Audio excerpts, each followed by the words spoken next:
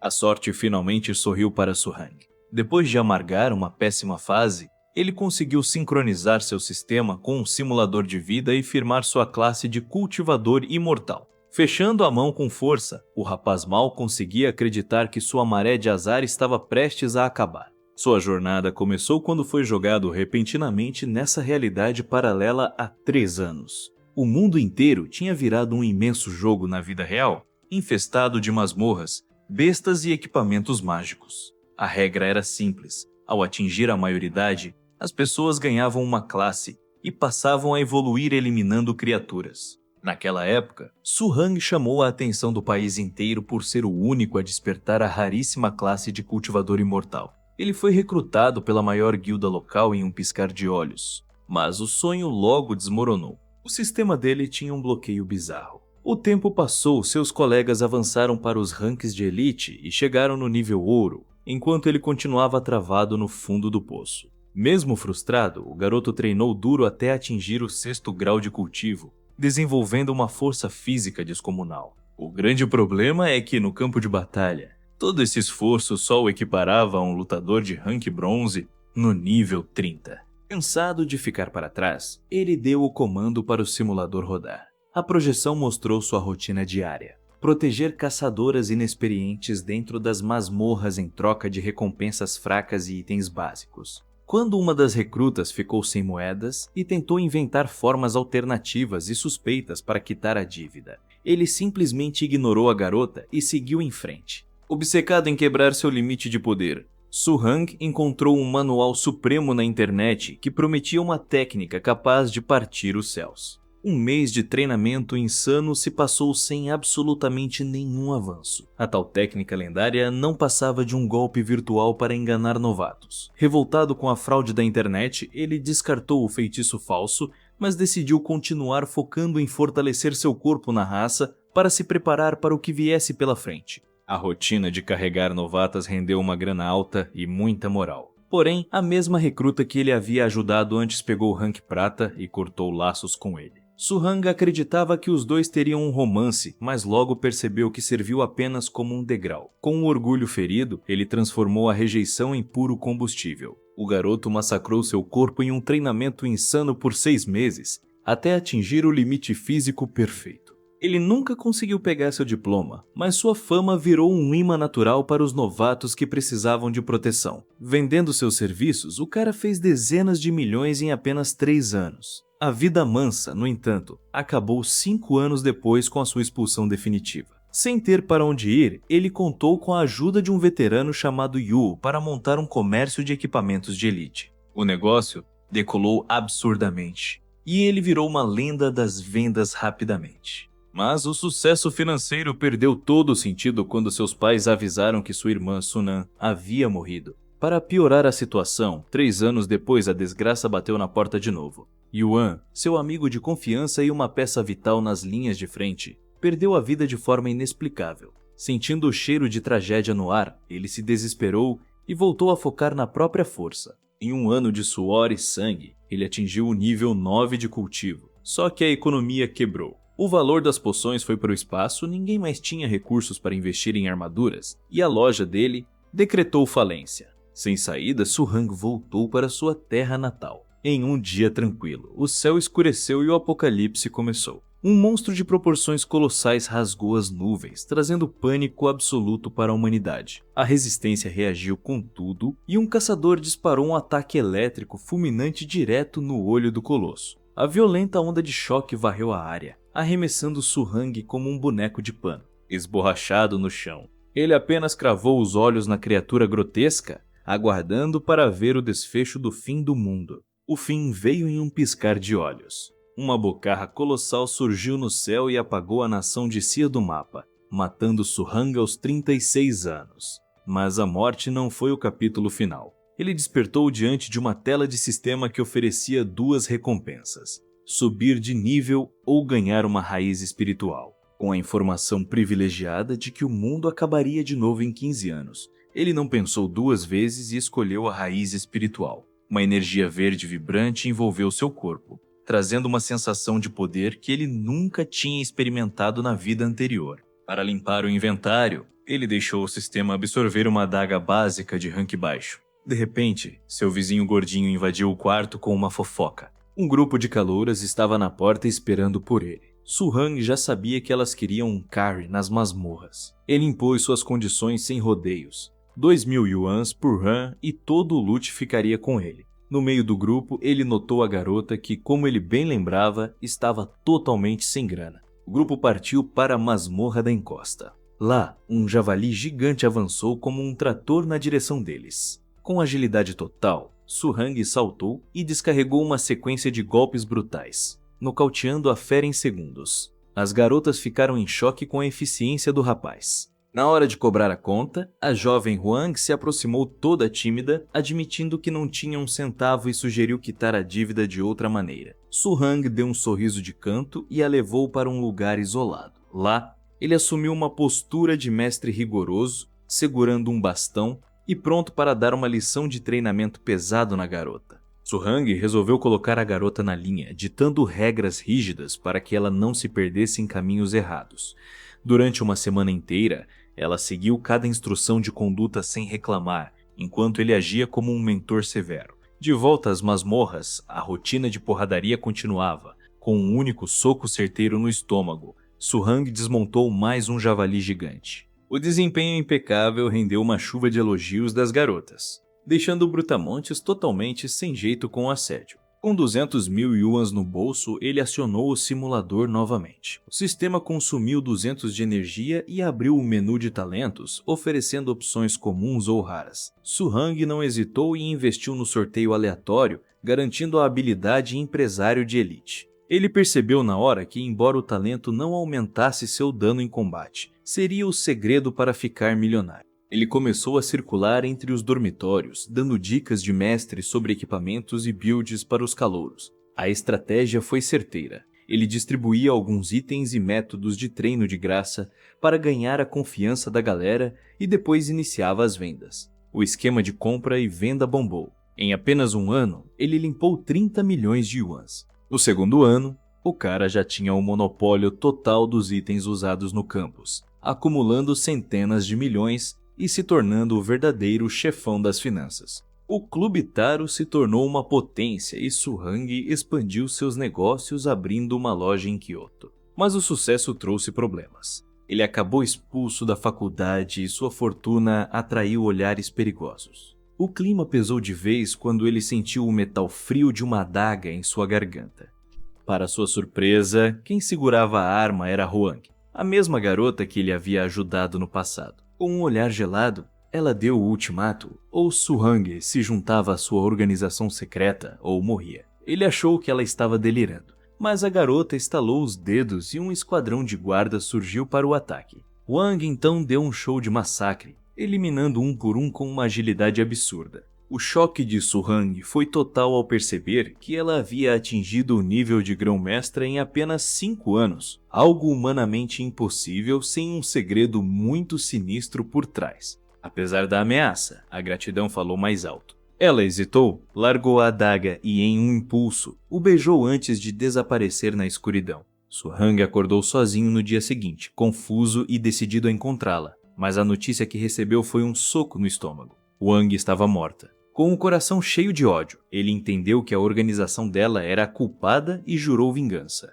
Sem conseguir um novo método de cultivo, ele focou em levar seu preparo físico ao limite absoluto. Sentindo que a tragédia que viveu na outra vida estava se repetindo, ele procurou sua irmã e deu uma ordem direta. Ela estava proibida de entrar em qualquer masmorra naquele ano. Ele não perderia mais ninguém. A promessa da irmã não durou muito. No ano seguinte, ela se arriscou em uma missão e acabou perdendo a vida. Su-hang revirou tudo atrás de respostas e descobriu o local da tragédia, a passagem do Domador de Demônios. O choque foi maior ao notar que seu parceiro Yuan e uma horda de calouros também foram dizimados ali. Ficou claro que a masmorra era, na verdade, um moedor de carne humano, uma emboscada armada para limpar os novos talentos. Usando sua visão do futuro, Su Hang dominou o setor de baixo custo em Kyoto, estocando poções e vendendo sets básicos até ficar podre de rico. Ele não se deixou deslumbrar pelo dinheiro e passou 4 anos tentando avisar a elite sobre o que estava por vir, mas ninguém deu ouvidos. Percebendo que o navio ia afundar, ele liquidou tudo. Pegou seus bilhões e se mudou com os pais para os Estados Unidos. O objetivo era se esconder entre os poderosos heróis locais, que iam de lobisomens e vampiros, até cowboys de alto nível. Um ano se passou enquanto ele aguardava o inevitável. O pesadelo se repetiu. Mesmo em solo americano, Su Hang viu o céu ser rasgado por um demônio que aniquilou a nação inteira com uma maldição eterna. Outra morte aos 36 anos e fim de jogo. No menu de recompensas, ele ignorou os talentos e investiu 500 de energia para atingir o topo do condicionamento físico. Agora, sua força bruta finalmente batia de frente com a de guerreiros rank prata. Ele caiu na real, ser um gênio das finanças serviu para encher os bolsos, mas na hora do apocalipse, o dinheiro não salvou ninguém. O plano agora era usar a tecnologia para converter equipamentos em energia e acelerar as próximas simulações. Su Hang tinha 15 anos de vantagem antes do desastre e uma desconfiança. Os poderosos do mundo provavelmente sabiam da ameaça e estavam abafando tudo para evitar o caos. Apesar de já estar bem acima da média, ele precisava de técnicas de cultivo reais para realmente mudar o jogo. Sem tempo a perder, ele trabalhou duro por uma semana.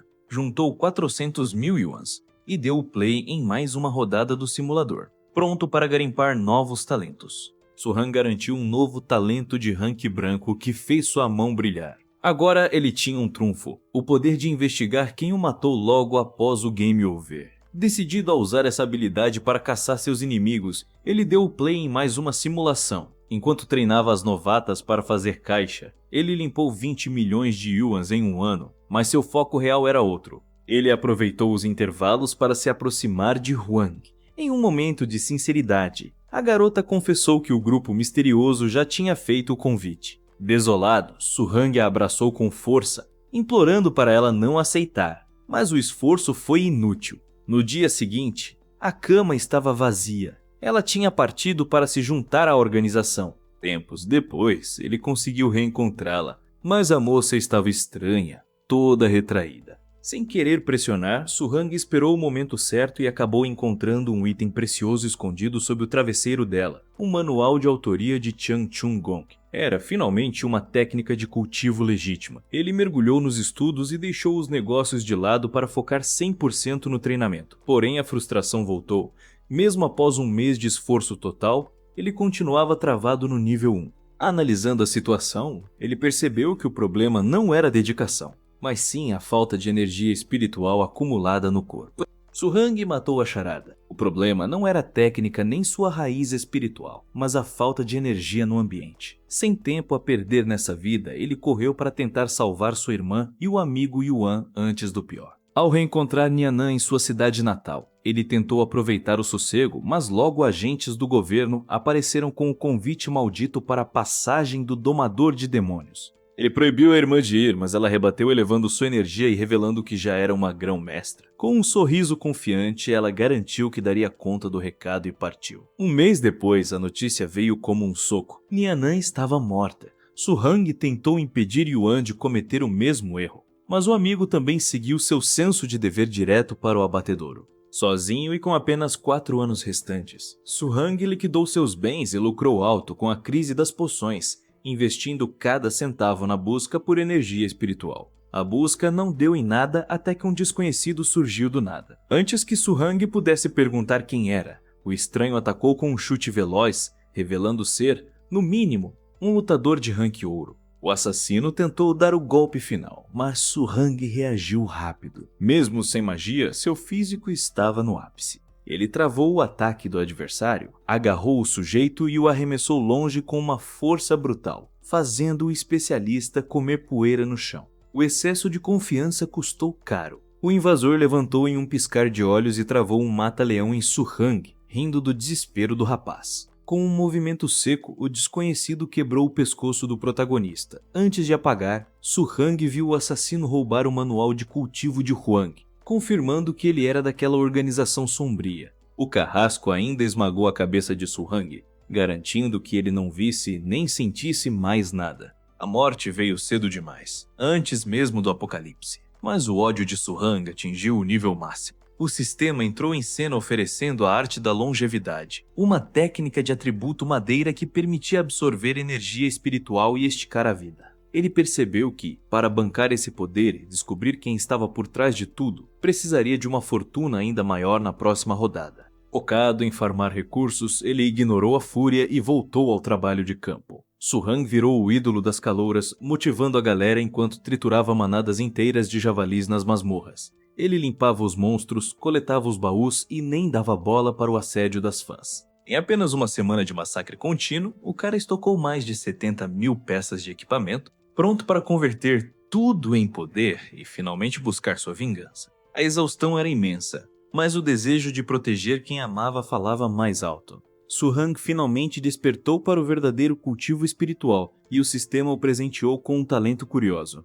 calma de jiboia. A habilidade o deixava com uma expressão de gelo permanente, ganhando o apelido de cara de tijolo entre os conhecidos. Sem entender bem a utilidade disso, ele focou no que importava e caiu nas masmorras para farmar com as garotas. Mesmo impressionado com a evolução das recrutas, sua cara de nada passava uma imagem de cavalheiro imperturbável. Para não estragar o rumo da simulação, ele decidiu evitar Huang Suyan, mas o destino foi implacável e ela recebeu o convite da organização sombria novamente. O adeus foi melancólico e no dia seguinte, ela sumiu. Suhang repetiu seus passos, fundou o Clube Taro, abriu a loja de usados e esperou. Quando finalmente a reencontrou, conseguiu recuperar o manual da arte da longevidade, mas não teve sucesso em dominar a técnica. A tragédia se repetiu em looping. A irmã morreu na masmorra maldita e logo depois, Yuan também se foi. Com o tempo esgotado, ele jogou todo o seu dinheiro no mercado de poções e planejou uma fuga estratégica para a China. Suas investigações apontaram para uma grão-mestra na cidade de Jinlinqin que possuía o que ele mais precisava, uma pedra espiritual.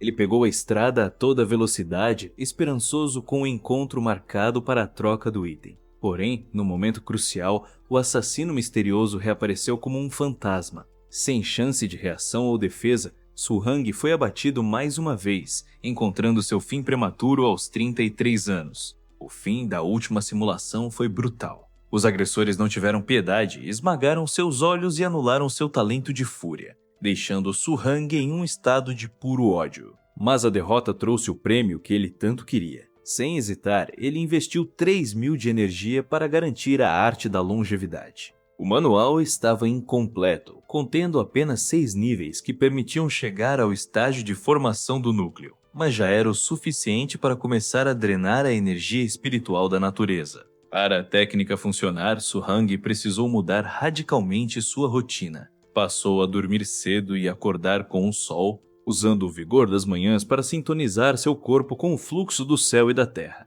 Ele sentia a vitalidade renovada como se tivesse encontrado a fonte da juventude, mas o relógio não parava. O apocalipse ainda estava marcado para dali a 15 anos. Com a técnica em mãos, ele já tinha o rastro da pedra espiritual. Só precisava de mais um mergulho no simulador para mudar seu destino de vez. Enquanto planejava o próximo passo, Yuan invadiu o quarto com um chute na porta, avisando que o professor Liu o chamava. Ignorando a pressa do amigo, Suhang viu uma oportunidade e pediu dinheiro emprestado. O gordinho relutou, mas acabou entregando um cartão com 5 milhões de yuans, avisando que a senha era sua data de nascimento. Quando Suhang, em tom de deboche, perguntou que dia ele tinha nascido, quase levou um chute de volta e foi escorraçado do quarto sob xingamentos. Divertindo-se com a situação, ele seguiu para o escritório do professor Liu. Entre um gole de chá e outro, o mestre quis saber como andava o desenvolvimento do rapaz. Mantendo seu disfarce, Suhang foi modesto, afirmando que o progresso era lento, mas que continuava focado em atingir o nível mínimo exigido pela universidade,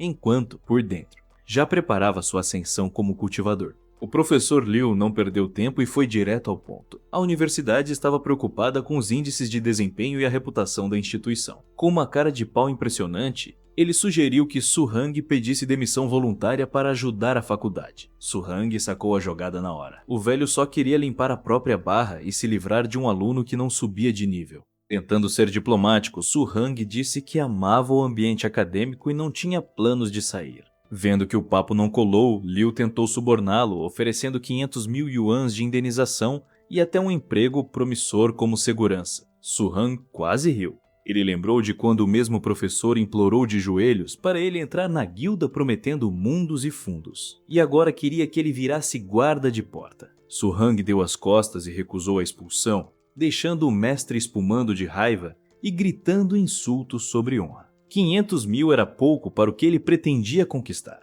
Focado no que importava, ele juntou 4 mil itens de rank branco e deu play na nova simulação com um objetivo fixo: as pedras espirituais. O sistema trouxe uma surpresa bizarra: o talento careca e poderoso. A descrição dizia que ele morreria jovem e perderia os fios cedo, mas que a careca lhe daria um ar de monge sábio e confiável. Su Hang passou a mão na cabeça e, no primeiro toque, uma mecha inteira de cabelo saiu na sua mão. Desesperado com a calvície precoce, ele começou a pesquisar freneticamente por tônicos capilares, temendo que a falta de cabelo arruinasse sua imagem de galã e suas oportunidades futuras. A ficha caiu enquanto lidava com as novatas. Era melhor assumir a careca de vez e raspar tudo. O novo visual veio acompanhado de um estilo de luta brutal. Su Hang agora ignorava armas e esmagava monstros apenas com os punhos, liquidando qualquer ameaça com um único soco. O estilo monge apelão funcionou, e em um ano ele já tinha 30 milhões na conta. Quando Huang tentou entregar o manual incompleto novamente, ele recusou, decidido a encontrar a versão completa da técnica por conta própria. Ele percebeu que suas decisões reais moldavam o simulador instantaneamente. Sabendo que o roteiro de tragédia se repetiria, ele não tentou salvar a irmã ou o amigo Yuan desta vez, focando totalmente em usar o poder de sua organização para rastrear as pedras espirituais. O esforço valeu a pena. Seu secretário confirmou que um praticante de nível grão-mestre estava com os itens. Como ele não estava com o livro de Huang, o assassino misterioso não apareceu para caçá-lo. O encontro aconteceu em um clima tranquilo, regado a chá. A detentora das pedras era Jin Kong-su, que se sentiu conectada a Su Hang por causa da sua careca, achando que ele era um devoto do budismo. A amizade surgiu rápido e ela revelou ter 3 pedras espirituais. O preço de mercado era um absurdo 300 milhões cada amigo, mas por consideração ao irmão de fé, ela fez um desconto inacreditável e entregou todas por apenas 30 milhões. Su Hang começou o refino imediatamente e sentiu a diferença. Com apenas meia pedra, ele rompeu a barreira e atingiu o segundo nível do refinamento de Qi. Ele estava no caminho certo, mas ainda precisaria de muito mais energia para evoluir. Su Hang decidiu não queimar todo o seu recurso de uma vez, preferindo refinar as pedras espirituais com calma. Assim que a simulação acabou, ele já tinha um mapa mental do que precisava para evoluir na vida real. Foi quando Jin Kongsu apareceu, preocupada com o isolamento de 3 dias dele, e trouxe um prato de comida. Curioso, Su Hang questionou a origem dos itens, e ela revelou sem rodeios. Eram pedras espirituais e arroz espiritual vindos de uma masmorra específica. O rapaz ficou chocado ao descobrir que existiam locais onde esses tesouros de cultivo podiam ser farmados infinitamente. Jin explicou que encontrou essa masmorra temporária por puro acaso a oeste de Jinling, no final de novembro de 2023. Su Hang sorriu por dentro. O prazo batia com o ano atual e o local ainda não tinha sido explorado pelo público. A garota confessou que só não avançou mais porque o guardião da masmorra a barrou por falta de talento, algo que Su Hang, com sua nova classe, não precisava temer. Ele entendeu que o verdadeiro prêmio ali não eram apenas as pedras, mas a oportunidade de ouro de acessar um campo de cultivo intocado. Mergulhado na simulação, ele focou em treinar dia e noite até sua técnica atingir a perfeição. Porém, no topo do seu sucesso, veio a despedida. Jin Kongsu avisou que estava partindo para o front. Su Hang ficou indignado. Ele não aceitava que, um por um, todos os seus aliados e parentes fossem sugados por aquele moedor de carne que servia para conter os demônios. Pressionada pela insistência dele, Jin suspirou e decidiu abrir o jogo sobre o que realmente acontecia naquela barreira. Su Hang preparou os ouvidos, usando seu talento para absorver cada detalhe estratégico daquela revelação. A barreira de contenção era o que mantinha a humanidade viva, mas o cenário era caótico. Jin explicou que os inimigos eram poderosos demais e que a linha de defesa estava prestes a ruir. Antes de partir, ela passou o comando do Clube Taro para Su Hang, pedindo que ele cuidasse de tudo. Um mês depois, ele estava no funeral dela, com o rosto de pedra e sem demonstrar uma gota de tristeza. Seu único pensamento era um só: ficar mais forte o mais rápido possível. Suhang convocou seu secretário e deu uma ordem que parecia loucura: vender todos os ativos da organização, um patrimônio de 500 bilhões. O funcionário entrou em choque, mas Suhang foi direto. Ele queria converter cada centavo em recursos para o fortalecimento do corpo. Ele abandonou a sede luxuosa e voltou para suas origens. Passou 3 anos treinando como um louco, tentando desesperadamente atingir o estágio de têmpera óssea, mas sempre batia na trave. O tempo acabou. A besta colossal surgiu no céu, rasgando as nuvens com um rugido ensurdecedor. Suhang encarou o monstro com desprezo, prometendo vingança antes de ser engolido vivo. Dentro da criatura, o cenário era um filme de horror. O suco gástrico derretia dezenas de pessoas simultaneamente. Enquanto seus olhos eram digeridos e sua visão se apagava, a simulação foi encerrada. Desta vez, o sistema trouxe a recompensa perfeita. Ele pôde recuperar as pedras espirituais da simulação. Para sua surpresa, o custo era de apenas 1000 unidades de energia por unidade. O que o irritou foi a taxa de processamento do sistema, que cobrava 100 unidades extras por pedra, um verdadeiro assalto nas palavras dele. Sentado em posição de lótus e segurando o cristal reluzente, Suhang começou o refino, focado em não deixar nenhum atravessador virtual lucrar em cima do seu suor. Em um piscar de olhos, a pedra espiritual diminuiu de tamanho, mostrando que uma unidade renderia pelo menos 15 dias de treino intenso. Suhang guardou as outras 2, decidido a não gastá-las à toa. Ele tinha um plano maior em mente e precisava testar uma teoria. Ele mergulhou novamente na rotina bruta das masmorras para fazer caixa, focado em acumular o máximo de recursos antes da abertura do campo espiritual. Uma semana depois, mesmo exausto e no seu limite, ele garantiu os 500 mil yuans necessários para dar o play em mais uma simulação. Assim que o sistema iniciou, Suhang ganhou o talento especialista em condicionamento físico, o que acelerou drasticamente seus ganhos musculares. Mas o que realmente o deixou intrigado foi perceber que metade de uma pedra espiritual da realidade havia se manifestado dentro do simulador. Ele não perdeu tempo e usou o item para impulsionar seu nível físico até o 4º estágio. Com o tempo rugindo, ele comprou uma passagem de trem para Jinling. A lendária masmorra estava prestes a surgir. Chegando ao parque indicado por Jin Kongsu, ele começou uma busca minuciosa. Sem a orientação direta dela nessa linha do tempo, a tarefa parecia impossível, até que ele ouviu uma voz familiar. Era a própria Jin, mas 7 anos mais jovem, uma beleza gelada e intimidadora. Suhang tentou segui-la discretamente, sabendo que ela era a única bússola para encontrar a entrada, mas acabou perdendo a garota de vista em um beco. O jogo virou quando ele sentiu passos rápidos às suas costas. Jin surgiu do nada, com a lâmina da espada encostada em seu pescoço, exigindo saber por que estava sendo perseguida. Com rapidez, Suhang improvisou uma desculpa, dizendo que a reconheceu da galeria de honra da faculdade. A moça abaixou a guarda por um segundo, surpresa ao descobrir que aquele estranho também era um aluno da mesma universidade. Suhang se apresentou como aluno da Escola Vocacional de Kyoto e, para ganhar a confiança de Jin Kongsu, lançou um dilema filosófico sobre quem veio primeiro, o ovo ou a galinha.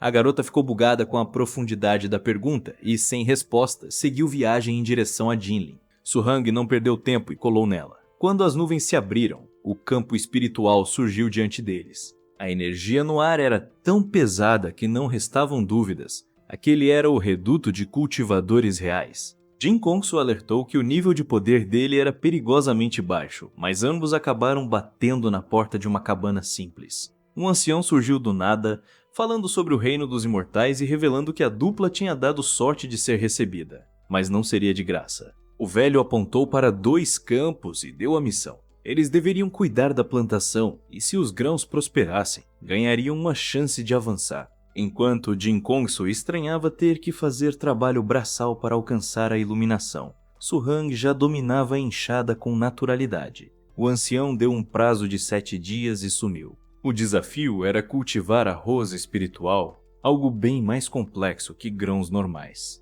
Vendo a hesitação da parceira, Su Hang sugeriu que ela se preparasse para a lama, revelando que tinha crescido na roça ajudando os pais e sabia exatamente o que fazer. Percebendo que o roceiro era sua única salvação ali, Jin Kongsu pediu ajuda e prometeu uma boa recompensa. Sob o comando dele, os brotos espirituais cresceram com força total, e a frieza da garota começou a dar lugar a um novo respeito. Su Hang percebeu que a energia espiritual era o combustível perfeito para a lavoura. Ele usou a arte da eterna primavera para canalizar o chi e turbinar o crescimento das sementes. Sentado em posição de lótus, ele saturou os grãos com energia pura, sentindo que seu esforço para atingir o 5º nível de cultivo finalmente estava rendendo frutos. 7 dias depois, o ancião reapareceu e ficou impressionado com a colheita, entregando a Jin Kongsu uma bolsa cheia de tesouros. Su Hang sacou na hora que o bônus dela foi mérito do trabalho dele, o que significava mais pedras espirituais para sua conta na simulação. O clima mudou quando o velho simplesmente levitou. Ele submeteu Su Hang a um teste de aptidão usando uma esfera brilhante. O veredito foi um balde de água fria. O rapaz possuía uma raiz espiritual de 5 elementos. Um talento medíocre que permitia cultivar, mas barrava o caminho para a verdadeira imortalidade. Su Hang se curvou e implorou para ser discípulo, mas o mestre foi sincero. Com esse dom fraco, não havia futuro. Para ser aceito, ele precisaria de, no mínimo, uma raiz espiritual dupla, algo de rank verde que ele ainda não possuía. Antes de expulsá-lo da masmorra, o ancião o presenteou com 30 pedras espirituais e 30 grãos de arroz espiritual, dando o conselho de nunca baixar a guarda nos treinos. A simulação avançou no tempo e as tragédias voltaram a acontecer. Sua irmã e o amigo Yuan foram mortos após serem convocados para a barreira. Su Hang assistia a tudo sem poder agir. Ele aproveitou o caos econômico para lucrar bilhões, tornando-se um magnata, mas o dinheiro não comprava o que ele queria. Ao reencontrar Jin Kongsu, ele tentou comprar todas as pedras dela, mas a moça não tinha interesse em riqueza. Ela queria impor suas próprias condições. O acordo durou pouco, pois ela também foi chamada para o fronte e morreu em combate, sem aliados e sem tempo. Su Hang encarou a besta gigante quando ela surgiu 4 anos depois, aceitando o fim de mais um ciclo. A rodada chegou ao fim e deixou uma lição amarga. Por não ter consumido o arroz espiritual, Su Hang travou no cultivo e não atingiu a têmpera óssea. Sem tempo para lamentar, ele garantiu as pedras espirituais como recompensa, o que lhe rendeu 40.000 pontos. Ao converter sua fortuna, percebeu que o dinheiro só rendia 2.000 de energia, deixando-o longe da meta. A solução foi apelar para o amigo Yuan. Após uma rodada de insultos e negociações pesadas, Su Hang conseguiu arrancar 50 milhões do gordinho, totalizando 55 milhões na conta. Com o caixa cheio, ele encomendou 50.000 equipamentos de rank branco para estocar poder. Ele sabia que o campo espiritual abriria na realidade em um mês, e suas 4 simulações restantes eram a única chance de impressionar o ancião e se tornar seu discípulo. Uma semana depois, tentou a sorte com novos talentos, mas o sistema o presenteou com a habilidade Vida Longa. Su Hang quase explodiu de raiva. Para um cultivador que busca a imortalidade, ter vida longa era uma ironia inútil. Mesmo assim, saiu da rodada com mais 10 pedras no bolso. A frustração só aumentou na tentativa seguinte. Em vez da sonhada raiz espiritual verde, o sistema entregou o talento gênio da espada. Como ele não usava lâminas, o poder parecia desperdício total. Determinado, ele queimou seus recursos focando no objetivo principal. Finalmente, o sistema anunciou um talento verde, mas o resultado foi bizarro. Era um bônus de aparência. Agora, Su Hang exalava uma aura extraordinária que atraía o sexo oposto como um imã, algo que ele considerou um lixo diante da necessidade de poder real, mas que o tornava impossível de ignorar por onde passava. A situação com o sistema ficou crítica, e Su Hang mal reconhecia a própria trajetória na simulação. Ao invadir a masmorra, ele deu de cara com uma fera colossal e avisou a todos: quem encarasse o monstro perderia os olhos. O problema é que ninguém conseguia parar de olhar para o próprio Su Hang. Seu novo visual era tão magnético que ele vivia cercado de admiradoras, incluindo Qin Suyan, que não parava de vigiá-lo. Até os homens estavam ficando balançados pelo seu charme, forçando o rapaz a fugir de multidões de fãs e se trancar em um esconderijo para ter paz. Cansado do assédio, ele decidiu se isolar e focar apenas na lavoura espiritual. Quando chegou a Jinling em novembro de 2023, o impacto foi imediato. Até a fria Jin Kongsu caiu nos seus encantos e o chamou para sair na hora. Su Hang percebeu que, se soubesse que a beleza facilitava tanto as coisas, nem teria perdido tempo com enigmas budistas. Até o ancião da masmorra se comoveu com a sua aparência nobre. O velho quase o aceitou como discípulo só pela cara bonita. Mas como o talento técnico ainda era um desastre, resolveu apenas enchê-lo de pedras espirituais para garantir que aquele rosto continuasse no mundo por mais tempo. Su Hang saiu da experiência achando o fim do mundo um lugar sem esperança, já que a aparência valia mais que o esforço. No fim da simulação, o sistema estava tão apaixonado que deu a ele o talento verde de beleza novamente, de graça. Ele aceitou o bônus, mas já planejava usar esse fôlego para finalmente conquistar a raiz espiritual dupla na próxima tentativa. Em um gesto de deboche, para tentar manipular a sorte, ele mandou beijos para o sistema, implorando por um poder real que não fosse apenas um rostinho bonito. Finalmente o jogo virou. Su Hang conseguiu a raiz espiritual dupla de madeira e fogo. Com esse talento, ele deixou de ser um medíocre para se tornar um prodígio, capaz de dominar técnicas elementais poderosas e absorver pedras espirituais em tempo recorde. O que antes levava semanas, agora ele resolvia em um dia. Em apenas 7 dias de simulação, seu corpo já transbordava energia espiritual no 5º nível de cultivo. Seguindo o roteiro, ele reencontrou Jin Kongsu e ambos encararam a missão do ancião da masmorra. Após entregarem o trabalho, o velho finalmente deu o braço a torcer e reconheceu o potencial de Su Hang. O mestre explicou que a afinidade com madeira o tornava um gênio agrícola, enquanto o fogo abria as portas para a alquimia. Porém, houve um balde de água fria. Su Hang era considerado um cultivador tardio. O ancião revelou que, se ele tivesse começado na idade certa,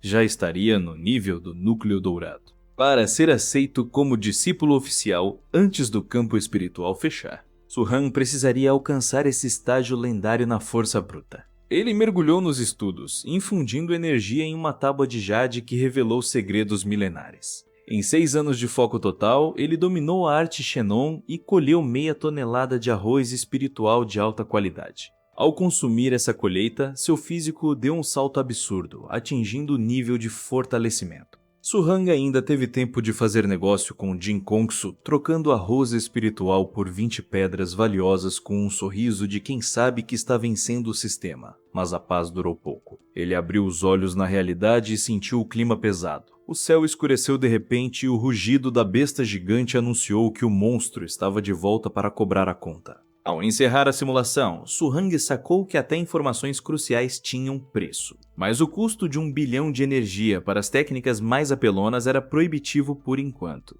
Ele não perdeu tempo e garantiu a raiz espiritual dupla de madeira e fogo, que substituiu instantaneamente seu antigo talento básico. Embora o impacto inicial tenha sido sutil, ele sentiu que o potencial do seu corpo agora era outro. Com o relógio correndo, ele planejou uma última simulação decisiva. O objetivo era o estágio do núcleo dourado antes da masmorra abrir na vida real. O dia da abertura chegou e Su Hang teve que iniciar a simulação dentro do avião. O sistema o presenteou com um talento expressão sincera, uma aura de seriedade que fazia qualquer um confiar nele de olhos fechados. Assim que pousou em Jinling, ele localizou Jin Kongsu. O efeito do novo talento foi imediato. Ela sentiu uma conexão instantânea e, mesmo sem conhecê-lo direito, acreditou que o encontro era obra do destino, aceitando seguir ao lado dele sem questionar. Diante do ancião da masmorra, Su Hang mandou a real. Ele não queria ser discípulo ainda, queria recursos. Ele pediu um lote massivo de 1000 pedras espirituais,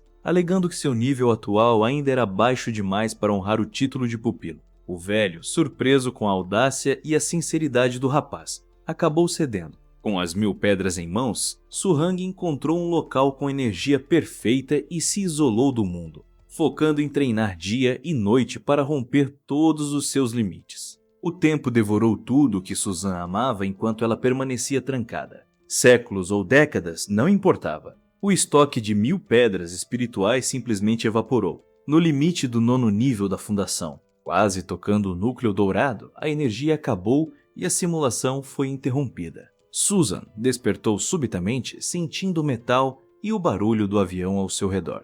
O sistema entregou a recompensa, mas o avanço estagnou no topo do estágio inicial. Faltavam recursos na mente, mas o campo de Qin Yun estava carregado de energia real. O foco agora era a masmorra e o acerto de contas com o passado. Dominar os enigmas budistas deu a Suzan a confiança necessária para não tremer diante do perigo. Perto dali, sob a sombra de uma árvore, Sujin avistou Tsunui. O sorriso no rosto da garota era um convite silencioso. Suan se aproximou com calma, tentando puxar assuntos sobre o ranking de força da universidade e filosofar sobre o destino até Jinlin, mas a recepção foi fria. Ela deu as costas, ignorando-o completamente. A indiferença dela foi um choque. Para ela, aquele homem agora era um zero à esquerda, um desconhecido sem um pingo de talento. Sujin mudou a estratégia na hora. Forçou um esbarrão e deixou os livros se espalharem pelo chão para prender a atenção dele. Chung-Su parou, surpresa com a cena.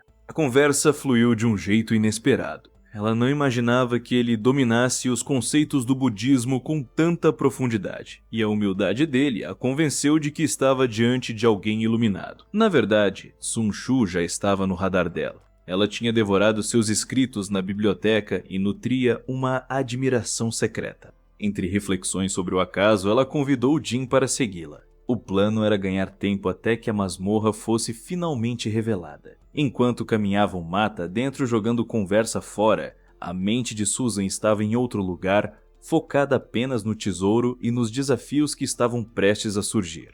Um brilho estranho surgiu no horizonte, indicando que a entrada para uma masmorra temporária estava prestes a se revelar. O homem mais velho se aproximou, sentindo a tensão de Rink aumentar. O sonho de se tornar um discípulo estava a um passo de distância. Porém, Sun Tzu barrou o avanço, alertando sobre a letalidade daquele lugar e garantindo que não o deixaria se arriscar sem proteção. Diante da confiança dela, o veterano corou, mas insistiu para que não se separassem por nada. Ao cruzarem o portal, deram de cara com a imensidão verde do campo espiritual de Qin Yun. Para Sus, o choque foi físico. A energia espiritual ali era tão densa que ele sentia cada barreira interna vibrar, pronta para romper. Khonshu, no entanto, cortou o deslumbre com um aviso seco. A paisagem era bonita, mas o lugar era uma armadilha mortal. Enquanto exploravam, uma cabana apareceu no caminho. Antes que pudessem investigar, um ancião surgiu do nada. Surpreso com as visitas, o velho comentou que o grupo tinha sorte por ter achado aquele refúgio e, agindo como um guia divino, ofereceu uma bênção. Ele pediu ajuda com o reino espiritual, alegando estar focado demais em seu próprio cultivo. Susan aceitou com um sorriso, notando a gentileza do desconhecido. A tarefa era inusitada: agricultura espiritual. O ancião duvidou que os jovens soubessem lidar com a terra, mas o rapaz logo provou que entendia do assunto, já que vinha de uma aldeia. O trabalho começou com a retirada de ervas daninhas, passou pela irrigação estratégica e terminou no controle da energia para nutrir os grãos. Consué, desconfiada, questionou o motivo de um mestre testá-los com roça, suspeitando de uma armadilha. Para os outros, porém, aquele ambiente era perfeito para fortalecer o espírito. Consué acreditava que o esforço traria uma recompensa épica, mas a verdade é que, para cultivadores comuns, aquilo era só trabalho braçal. Para ele, no entanto, aquele solo valia mais que 10.000 pedras espirituais. Uma semana se passou na rotina da plantação até que um estrondo violento abalou tudo. No meio da fumaça, Sujin não parou. Com os olhos brilhando em um tom azul intenso, ele fez uma esfera de energia subir, absorvendo todo o poder ao redor. O avanço foi brutal. Ele atingiu o topo do estágio, ficando a 1 milímetro de formar o núcleo dourado.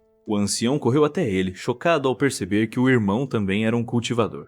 Questionado sobre suas habilidades, o rapaz desconversou, dizendo que aprendeu técnicas por acaso e nem sabia que tinha entrado formalmente no caminho do cultivo. O velho balançou a cabeça, cético. Chegar àquele nível sem conhecer os próprios atributos era algo praticamente impossível. O espanto era visível no rosto do ancião. Ele estendeu um cristal azul, ordenando que o rapaz o tocasse para testar seu potencial. O veredito veio rápido. Ele possuía uma raiz espiritual dupla com o elemento fogo, algo abaixo da linhagem suprema, mas perfeitamente capaz de sustentar um grande cultivador. O velho notou que ele já praticava o Chang Chung Gong. Embora fosse uma técnica básica e limitada, era o ponto de partida ideal para novatos. especialmente por usar o atributo madeira para drenar e reciclar a energia vital da natureza. Suzin observava tudo com os punhos cerrados. Ela sabia que o destino estava agindo. Aquele que parecia apenas um camponês humilde era, na verdade, um mestre poderoso da seita Qin Yun. Sem perder tempo, o mestre Qin Yun o convidou para ser seu discípulo. Suzin não hesitou e se ajoelhou, selando o pai. Os presentes de boas-vindas vieram em seguida. O primeiro foi a arte de cultivo de Shennon, uma técnica imortal raríssima que o próprio mestre nunca conseguiu dominar completamente. Vendo o talento do jovem para a agricultura espiritual, ele entregou a relíquia para que o pupilo pudesse, um dia, brilhar entre os 3.000 mundos. Os seguidores ficaram em choque. O garoto agora carregava o equivalente a 100.000 pontos de energia em mãos. O segundo presente foi uma surpresa absoluta, um pedaço minúsculo de terra abençoada. Apesar do tamanho reduzido, aquilo era o núcleo de uma masmorra temporal completa. O mestre explicou que, embora parecesse apenas uma colina pequena, o lugar transbordava energia espiritual pura e paisagens perfeitas para o treinamento. Com um toque de luz verde na testa do rapaz, o domínio foi transferido. Por fim, ele recebeu o distintivo da seita Xinjun. Mesmo sendo apenas um discípulo nominal por enquanto, seu prestígio já era gigante. O mestre deixou claro, assim que ele atingisse o estágio de retorno ao vazio, ganharia o status de discípulo oficial e poderia finalmente entrar no mundo de Xinjun. Suzeno quebrava a cabeça pensando em como invadir uma seita e subir na hierarquia. Ele lembrou da alquimia, mas logo veio o balde de água fria. Nem ele, nem seu mestre dominavam essa arte. O velho não era um alquimista, mas entregou um segredo valioso. Um compêndio com 360 receitas de pílulas. Com isso, o homem poderia lucrar alto cultivando plantações raras. O mestre deu papo reto. A ganância só atrapalharia a evolução. Dominar a técnica Shanshan seria o bastante para chegar ao estágio de retorno ao vazio, mas ele precisaria de esforço total para atingir esse nível. O ancião partiu, rasgando o céu em um instante. Suzin ficou para trás, sentindo que sua técnica atual era fraca demais para segui-lo.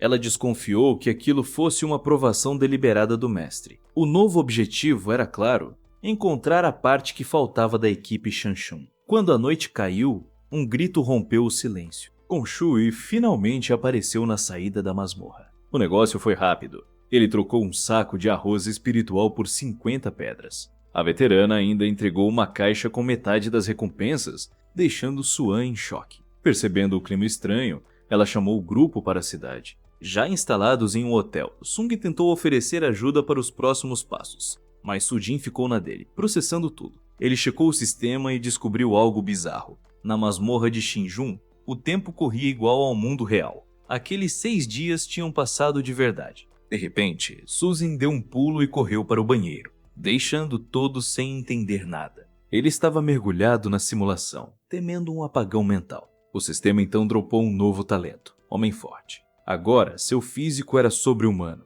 com uma força que humilhava qualquer um. Preocupada com a demora e o barulho, Chan foi até a porta do banheiro. Quando Sujin abriu lentamente, deu de cara com ela, que estava em pânico achando que algo terrível tinha rolado lá dentro. De volta à mesa, o clima ficou estranho. O veterano insistiu para que ele tomasse um banho, mas a resistência era óbvia. Em um gesto inesperado, Chung-Shu tocou sua mão, selando uma semana de convivência forçada. Exausto das atitudes intimidadoras do mais velho, ele finalmente conseguiu voltar para casa, ansioso para retomar o controle de sua vida. A liberdade significava o retorno às simulações. Ele mergulhou na dimensão de Qinjun, onde o arroz espiritual não era apenas um banquete divino para o paladar, mas o combustível perfeito para acelerar seu progresso. Ele devorava tigelas e mais tigelas, alternando entre a alimentação e o cuidado meticuloso com o solo sagrado em sua masmorra portátil. O resultado do novo físico Homem Forte foi brutal. Em apenas uma semana, ele atingiu o estágio de endurecimento ósseo, um feito que no passado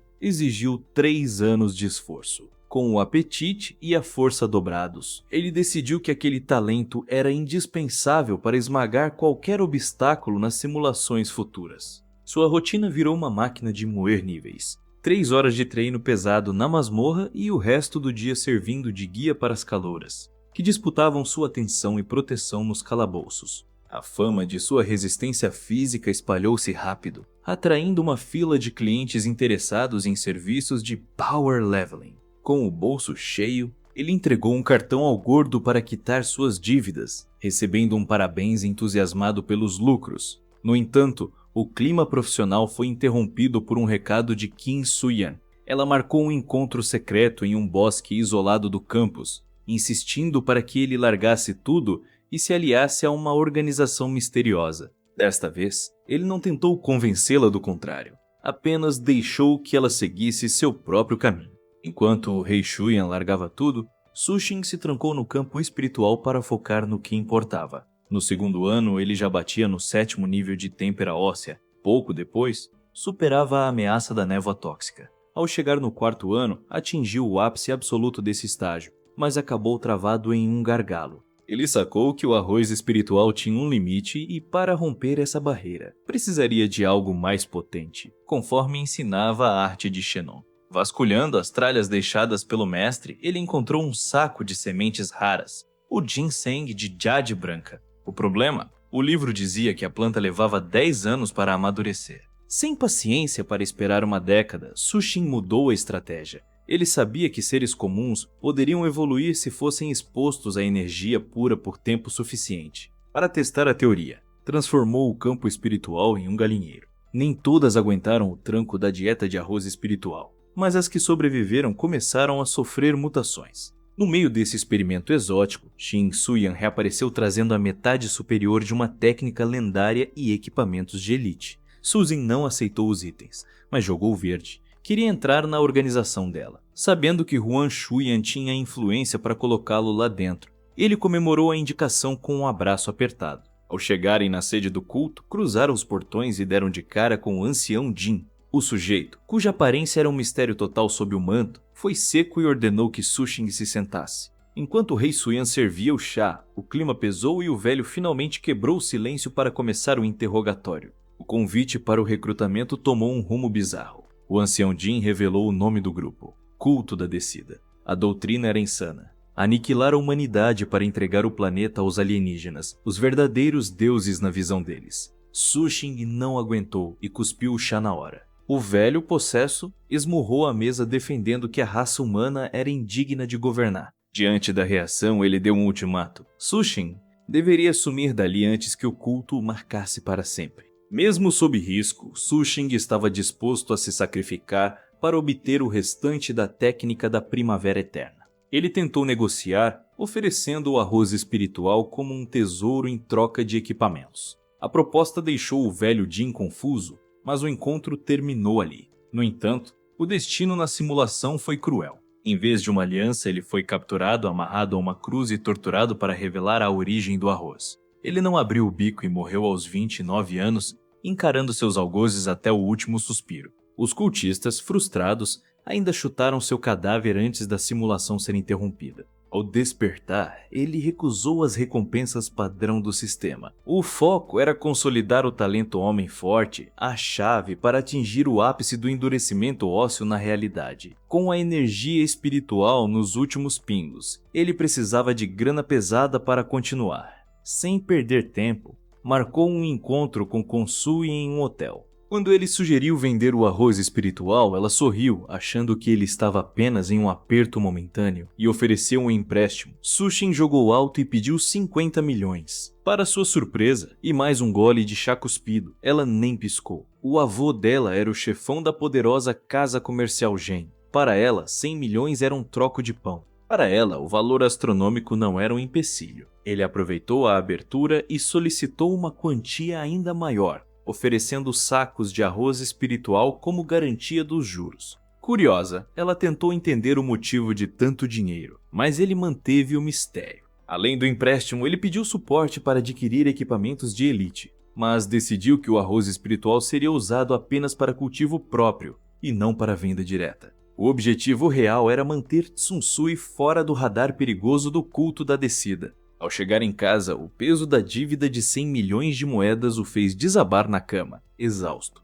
A solução para quitar o débito parecia estar no comércio de arroz e galinhas espirituais. Então ele ativou a simulação para testar o plano. O sistema liberou o talento em flexibilidade, turbinando sua força física e facilitando os desafios. Dentro da simulação, ele focou em lucrar através dos segredos deixados por seu mestre. Ao estudar o manual de alquimia, identificou 2 produtos de ouro, pílulas de emagrecimento e pílulas da beleza, focadas no público rico. Empolgado, ele tentou acender o forno alquímico usando um isqueiro comum, mas o erro causou uma explosão imediata. No meio da fumaça e da tosse, ele percebeu que precisava de um método de ignição superior. O manual detalhava a técnica do fogo abrasador, um controle de chamas essencial para a alquimia. Determinado a limpar seu nome e sua dívida, ele se dedicou obsessivamente ao estudo dessa habilidade. Enquanto isso, Tinguian seguia seu destino e se entregava ao culto da descida.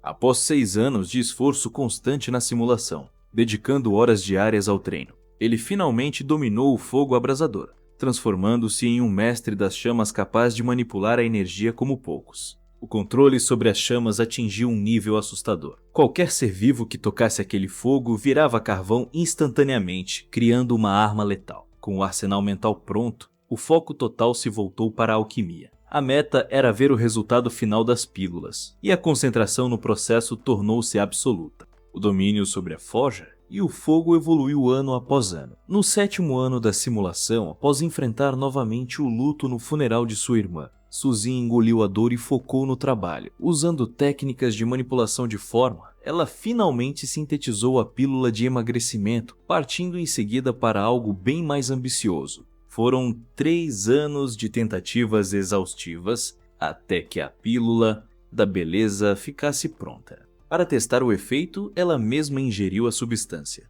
O silêncio inicial trouxe a dúvida do fracasso, mas o estômago roncou com uma força violenta. Entre o barulho das galinhas no quintal e uma corrida desesperada para o banheiro, o processo de purificação aconteceu. Ao se olhar no espelho, o choque. A pele estava impecável e cada marca de expressão havia sumido. Com a prova do sucesso em mãos, o plano era estocar o produto e negociar com Kongsu. No hotel, ao apresentar a mercadoria, a veterana duvidou que uma pílula minúscula fizesse milagres. Sushin apenas garantiu que sua palavra era de ferro. Sem hesitar, ela engoliu o comprimido antes que ele pudesse dar qualquer instrução. Raios de luz explodiram do corpo dela, resultando em um desmaio súbito. Ao acordar e encarar o espelho, a descrença tomou conta. Ela tinha recuperado a aparência de quando tinha 20 anos. O entusiasmo foi tanto que ela decidiu arrematar todo o estoque, oferecendo a cifra absurda de 1 bilhão por cada unidade. Sushin ficou sem reação diante da proposta astronômica.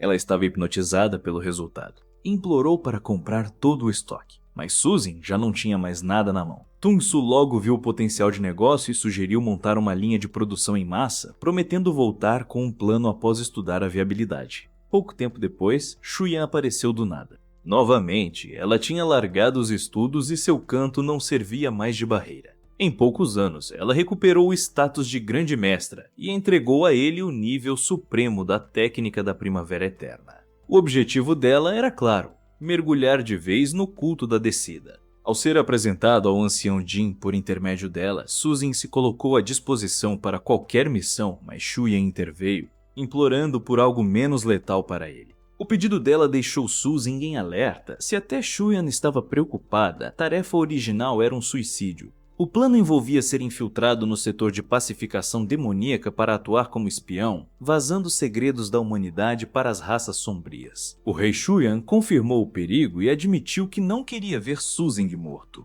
Questionada sobre o motivo de trair a própria espécie, a resposta foi seca. Não havia mais como voltar atrás. A conversa terminou com um clima pesado. Shuyan se retirou e Suzy percebeu que não arrancaria mais nenhum segredo dela. Ao visitar o mercado, veio o segundo choque. O preço do ginseng tinha multiplicado por 10. O vendedor explicou que a procura por itens de cura tinha explodido, forçando a alta.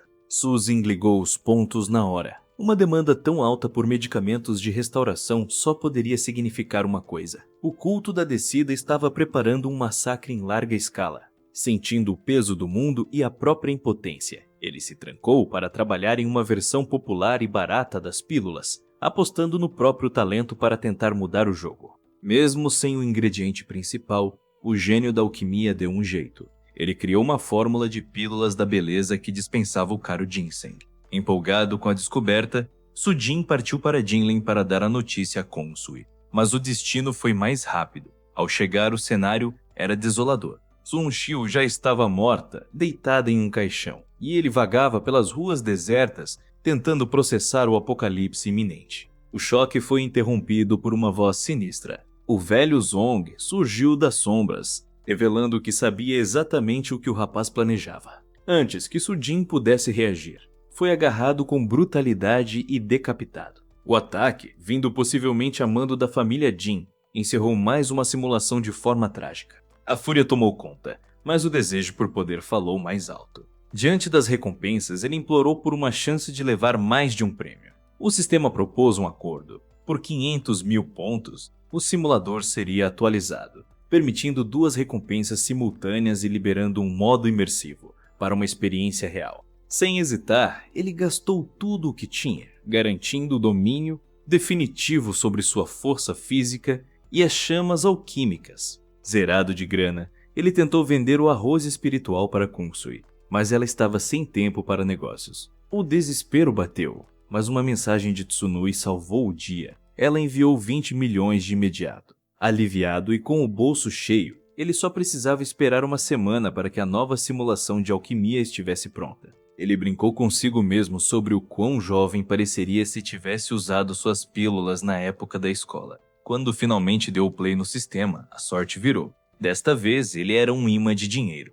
achando notas na rua e dobrando apostas na loteria com uma facilidade absurda. Fechado no alojamento, o protagonista sacou que a realidade era um treino simulado. Sem perder tempo, ele mergulhou na alquimia para subir de nível. O esforço valeu a pena. As criações evoluíram, as cobaias pararam de morrer e as pílulas atingiram a perfeição. Com o produto de elite em mãos, ele acionou Consuelo para buscar o carregamento na capital. Ela, porém, interpretou o convite de um jeito bem diferente e já começou a fazer planos para uma noite romântica. Ele nem teve chance de desfazer a confusão. No encontro, entregou o que realmente importava: pílulas potentes que misturavam emagrecimento e estética, o sonho de qualquer ricaça. A mulher ficou em choque com a qualidade e levou tudo para o leilão da influente família J. O clima esquentou, os lances subiram de milhão em milhão e o estoque evaporou. O resultado foi uma montanha de dinheiro que mudou a vida dela para sempre, garantindo uma liberdade financeira que ela nunca tinha experimentado. Mas a paz durou pouco. Ao voltar para a universidade, o rapaz acabou vacilando e caiu em uma armadilha literal após tropeçar no caminho. No fundo do buraco, ele se viu cercado. Uma garota o encurralou contra a parede, tratando a queda dele como um troféu do destino. Enquanto uma o arrastava para fora, as outras exigiam o segredo das pílulas da beleza. O papo terminou quando uma faca brilhou perto do rosto dele. Percebendo que o cerco tinha fechado, ele não pensou 2 vezes. Deu no pé e começou uma fuga desesperada para escapar daquele grupo. Mesmo cercado por problemas, Suzin usou a força bruta para furar o bloqueio e se trancar na universidade. O foco agora era total. Ele precisava evoluir para o 3º reino de cultivo. No meio desse isolamento, uma notícia pesada chegou à morte de sua irmã. O luto virou combustível e ele se afundou ainda mais no treinamento. Uma explosão no laboratório fez tudo voar, deixando claro que alcançar o estágio de endurecimento físico não seria moleza. Ele não parou. Vasculhou o pergaminho de Jade em busca de uma solução e encontrou a receita para fortalecer os órgãos internos. O ingrediente-chave era a essência de Juanciano, uma planta rara que curava pulmões e rins, mas que exigia paciência para crescer na sombra. Foram 3 anos de espera cultivando a planta até chegar a hora da colheita. A produção da pílula foi um caos. Na primeira tentativa, o fogo intenso causou uma explosão que deixou Suzin coberto de fumaça. Ele não recuou, entendendo que o erro era parte do treino. Com o tempo, ele dominou as chamas e, embora a pílula principal ainda falhasse, ele conseguiu criar um pó de energia vital poderoso. Esse composto turbinou seu chi, facilitando os próximos passos da alquimia. A rotina de mestre recluso foi interrompida por uma batida forte na porta. Era o pai de Consuelo. O homem entrou sem cerimônias, direto ao ponto. Ele colocou uma pílula sobre a mesa, um item que tinha confiscado das coisas da filha, e exigiu saber quem era o responsável por criar algo daquele nível. A visita deixou claro que o segredo de Suzin estava prestes a ser exposto. O protagonista estava pronto para o jogo. Ele abriu o jogo sobre as pílulas de emagrecimento, e o visitante, desesperado, quis arrematar todo o estoque. Sem entender o motivo de tanto interesse, o rapaz impôs uma condição: só fabricaria mais se soubesse a real finalidade. O homem abriu o bico e revelou o caos no posto avançado contra os demônios pacíficos. A falta de combatentes era crítica, e as pílulas de perda de peso eram a salvação para os grão-mestres não morrerem de fome, ganhando tempo vital para voltarem ao fronte. Impactado pela urgência dos soldados, o alquimista aceitou o desafio e pediu 3 dias de prazo. Ele sentiu que essa era a brecha perfeita para entender o que de fato rolava naquela guerra. Quando o homem voltou com barras de ouro, o jovem recusou o pagamento. Em vez de dinheiro, ele exigiu uma audiência com o alto comando da CIA, prometendo entregar um carregamento inteiro como bônus. O negociador aceitou levar a proposta adiante, mas o mistério continuava. Ao chegarem no veículo, o rapaz foi obrigado a colocar uma venda preta. Mesmo desconfiado e cercado de segredos, ele manteve a calma. Afinal, se tudo desse errado, era só reiniciar a simulação. Ao retirar a venda, ele estava na Vila Mitã, o refúgio da elite poderosa. Uma voz imponente o convocou para entrar. O protagonista sentiu que estava diante de alguém no nível imperador marcial. O motorista o deixou na porta e, ao abrir as entradas duplas, o choque foi imediato. Lá estava Lu Yangwu, uma lenda do exército Xia. O líder chamou suas criações de pílulas de ração militar, um termo técnico que o jovem achou curioso, mas que fazia sentido para o momento de guerra. A tensão subiu quando o rapaz tentou arrancar a verdade sobre a situação da humanidade, mas o comandante manteve o bico fechado, negando qualquer detalhe extra. O clima ficou pesado quando o líder revelou que o interesse real era apenas a fórmula da pílula. Ele entregou um cheque em branco para o protagonista, deixando que ele escolhesse o próprio preço. O rapaz logo percebeu o problema. A receita exigia arroz espiritual, um ingrediente raro que o exército não conseguiria produzir em massa por conta própria. Mesmo assim, ele aceitou abrir mão do segredo. Mas não queria dinheiro. Ele exigiu a verdade sobre o que aconteceu com sua irmã e seus amigos no posto avançado. O comandante concordou em abrir o jogo, mas pediu sigilo absoluto. A revelação foi um soco no estômago. O posto avançado era uma cidade humana na linha de frente contra os demônios, onde estudantes e professores lutavam pelo futuro do mundo. O pior veio em seguida. O líder confirmou que a resistência estava colapsando e que quase todos os grão-mestres já tinham sido aniquilados. O herói ficou em choque ao entender que seus entes queridos morreram naquele massacre além da barreira. Em vez de liberdade, o comando ordenou que ele ficasse confinado na cidade para fabricar pílulas sem parar. Revoltado e querendo ver o campo de batalha com os próprios olhos, ele tentou sair, mas os guardas o barraram.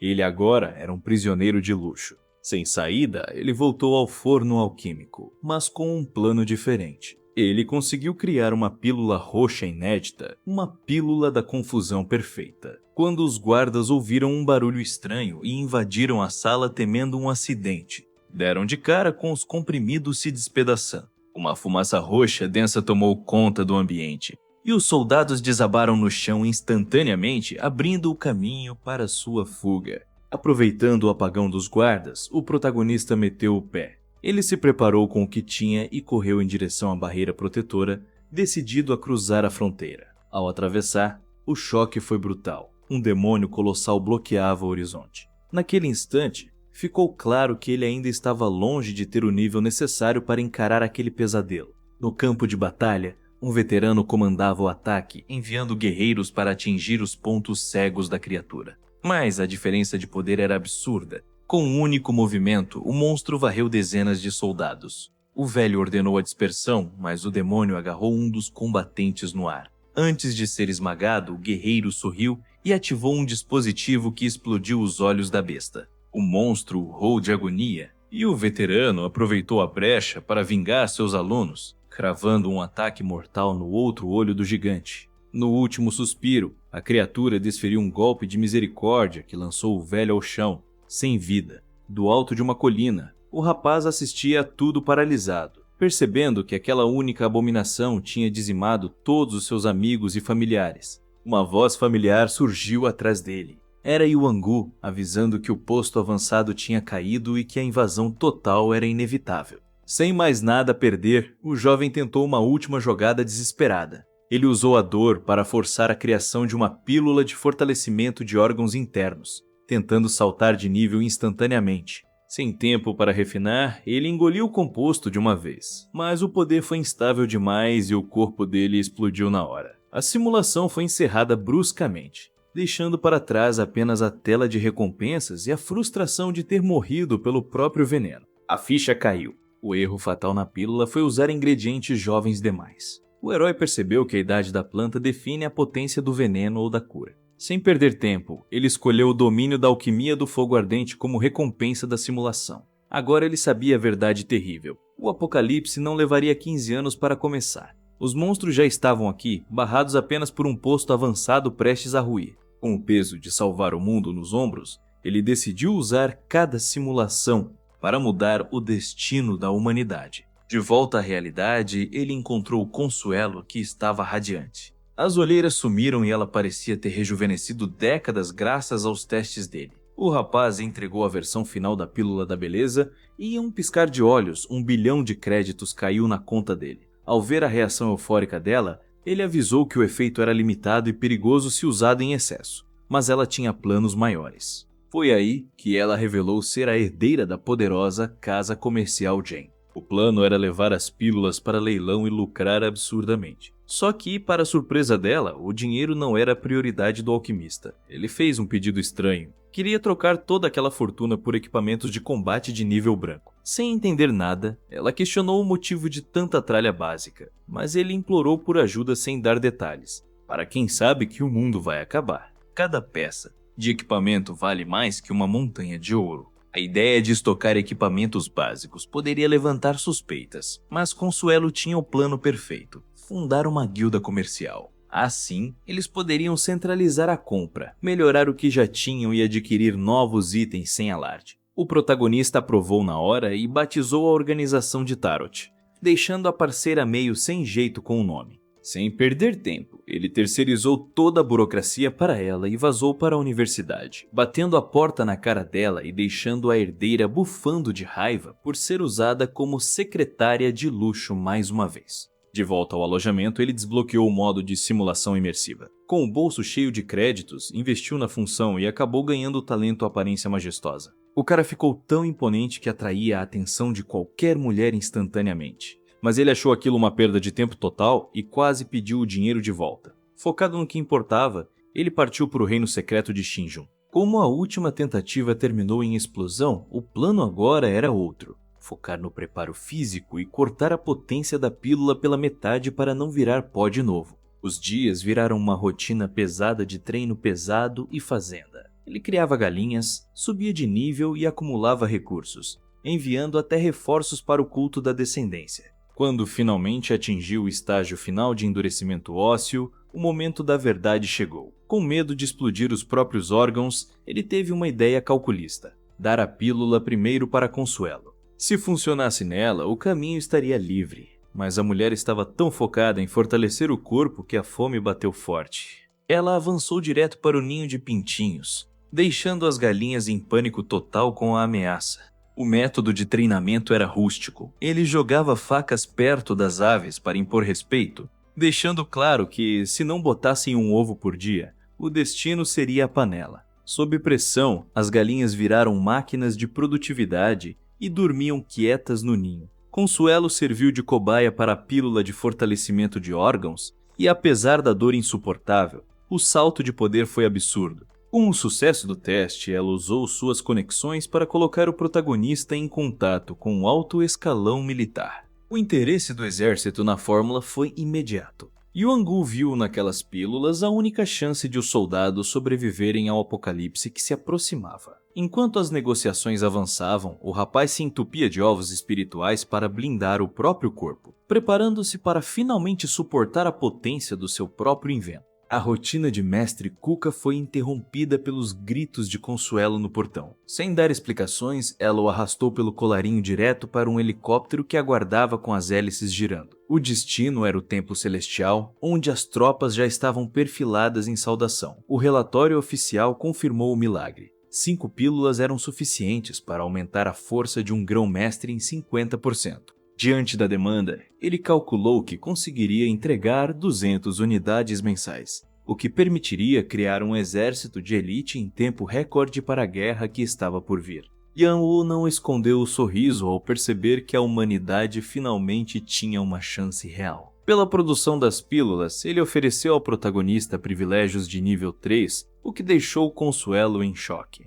Ela explicou que esse status era raríssimo, reservado a heróis que deram a vida pelo país. Nem o próprio comandante tinha tanto prestígio. Mas o herói não estava interessado em medalhas. Ele queria localizar masmorras de cultivo espiritual. O militar admitiu que elas existiam em registros antigos, mas ninguém sabia as coordenadas exatas. Focado em conseguir materiais raros para suas receitas, o rapaz se trancou para fabricar o estoque de pílulas. Enquanto isso, Consuelo gerenciava a parte burocrática, lendo cartas de tarô enquanto ele vasculhava montanhas de documentos. Foi nesse momento que ele decidiu investir 100 mil pontos de energia para ativar a simulação imersiva. A transição foi instantânea e tão real que ele sentiu o peso do ambiente mudar como se tivesse viajado para outra dimensão. Dentro da simulação, ele encontrou um envelope com selo de ultra-secreto. Ao abrir, o sistema disparou um alerta. Ele havia descoberto a Caverna do Demônio de Sangue, uma masmorra de dificuldade 4 estrelas. O aviso era claro. O lugar era um moedor de carne onde até seres lendários e santos poderiam aparecer.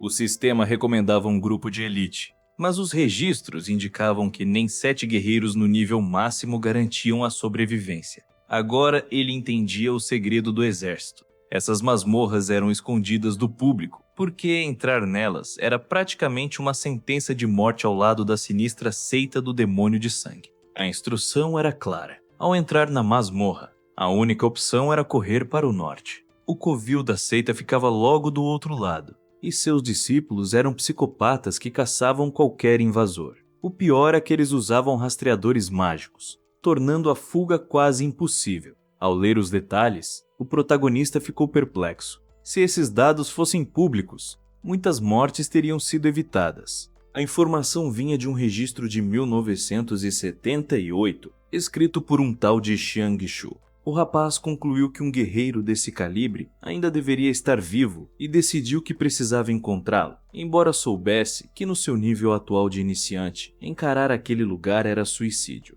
Ele mudou o foco para desafios mais realistas e encontrou a masmorra de reunião lotiana com dificuldade de apenas 2 estrelas. O lugar funcionava como um looping temporal onde o invasor assumia o corpo de um cultivador chamado Luo Xiaoquan no dia 1º de janeiro de 7266. A regra era rígida, nada de itens, apenas a mente e as memórias entravam lá. Para ele, conhecimento valia tanto quanto ouro, então aceitou o risco. Vasculhando mais um pouco, ele achou algo ainda mais acessível. Uma masmorra de apenas 1 estrela. O cenário era melancólico, situado na Era do Fim da Lei, o capítulo final da história dos cultivadores, onde a magia e a energia do mundo estavam praticamente extintas. Era o lugar perfeito para aprender a sobreviver com o pouco que restava. Naquela masmorra de nível baixo, a energia mágica do mundo tinha secado. Sem pedras espirituais e com a terra desgastada por milênios, os guerreiros de lá estavam travados no nível básico de refinamento de energia. O lugar era dominado por 3 grupos, com destaque para a seita Changchun, que ainda guardava segredos e métodos de cultivo dos tempos antigos. O protagonista sorriu ao notar a conexão. Aquela seita provavelmente era o berço da técnica da Primavera Eterna que ele já conhecia. Com o tempo da simulação imersiva se esgotando, ele agiu rápido. Ligou para o comandante exigindo as coordenadas das masmorras da Era Sem Lei e do encontro lotiano. O líder avisou que o evento lotiano já tinha acabado há 3 anos, mas o rapaz insistiu nos dados. Ele sabia que o que estava fechado no sistema ainda poderia estar acessível no mundo real. Ao sair da simulação, ele sentiu que os 100 mil pontos foram bem investidos e correu para anotar cada localização antes que a memória falhasse. O plano era simples: investigar esses lugares sozinho e com cautela. De volta ao treino pesado, ele focou na alquimia e em fortalecer o corpo. Diariamente, entupia-se de arroz e ovos espirituais para sustentar o ritmo, conseguindo finalmente atingir a perfeição no estágio de endurecimento ósseo. Porém, havia um teto. Seu cultivo interno não avançava. Ao analisar a técnica Shinjunzi, ele sacou o problema. Para formar o núcleo dourado no seu centro de energia, ele precisava de uma carga massiva de energia espiritual, mas o ambiente onde estava era pobre demais para permitir esse salto de poder. O desafio era claro: encontrar uma forma de concentrar uma carga massiva de energia espiritual. Vasculhando seus recursos, o protagonista localizou o componente essencial para fabricar a pílula de reposição da origem. Esse objetivo ativou sua vontade inabalável e, após anos de insistência e falhas consecutivas, ele finalmente entregou 5 lotes do composto, mesmo que em baixa qualidade. Diferente das pílulas de fortalecimento de órgãos, que eram brutais e podiam matar cultivadores despreparados, essa nova criação era suave e segura. Ao consumi-la, ele sentiu o corpo ser inundado por uma energia espiritual puríssima, superior a tudo o que já havia sentido. Embora ainda estivesse tecnicamente no estágio fundamental, seu poder real já tinha multiplicado. Ele sabia que, se mantivesse o ritmo, chegaria ao estágio do núcleo dourado, atingindo um nível de força comparável ao de um mestre veterano. No 12º ano, a estabilidade de sua energia indicava que o grande salto estava próximo. Ele passou 3 meses fabricando mais de uma centena de pílulas nutricionais para garantir que nada falhasse no momento crítico. Quando a energia finalmente transbordou, a sensação foi a de um rio voltando a correr em um leito seco. Tomado por uma intuição poderosa, ele correu para o altar espiritual. O destino parecia selado. Ao sentir a formação do núcleo, ele brandiu seu bastão com uma ferocidade renovada, pronto para dominar a própria sorte. O controle estava em suas mãos. Com o fim da simulação e os recursos acumulados, o salto para o estágio inicial do núcleo de ouro era garantido. Com esse novo patamar de poder, a alquimia deixou de ser um desafio e virou rotina. Fabricar pílulas complexas agora era uma tarefa simples e rápida. Graças ao envio constante de suprimentos, a defesa no posto avançado finalmente ganhou fôlego. O protagonista chegou a olhar para o céu limpo, permitindo-se a esperança de que a guerra tivesse acabado, mas a paz foi interrompida pelo desespero de Yuangu. O comandante trouxe notícias de consuelo. Ela sobreviveu por pouco a um ataque brutal, mas ficaria fora de combate por anos. O herói entendeu o recado.